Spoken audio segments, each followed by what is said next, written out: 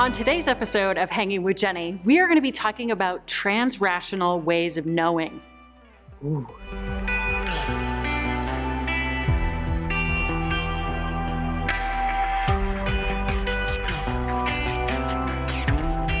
The first time I tried flying trapeze was an epic failure.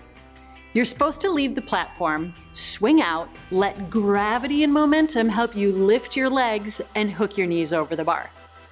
I had watched several people do it and rationally understood the process. Well, I left the platform and tried pulling my legs up too soon.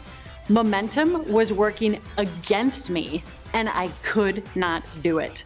And did I mention a whole bunch of people were watching?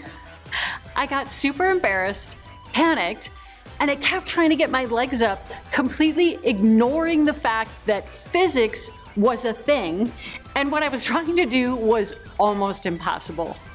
My mistake was that I should have gotten out of my head and into my body to listen and feel for when the timing was right. There is so much valuable information outside of our rational brains that we often ignore. Sound a little wishy-washy? Well, how many times do you get all the facts and figures and then say, I don't know, it just doesn't feel right? Why do you use that word, feel? You get lots of information when you listen to your whole self, not just your brain. Sensing, intuition, timing, serendipity, they're all transrational ways of knowing and powerful sources of information and direction. Rationally, I understood the actions necessary to get my knees up on that trapeze, but I didn't listen to the transrational information my body was processing and communicating to me.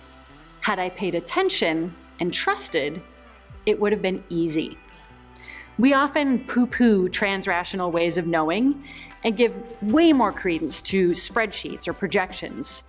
But how often have you followed your gut and been 100% wrong? Your gut is your second brain, and it's fueled by your values and beliefs, which we learned in previous episodes give us the courage, clarity, and commitment to take risk and adapt to change. Getting unstuck requires tuning in to transrational ways of knowing in order to think differently, act with purpose, and work and live boldly.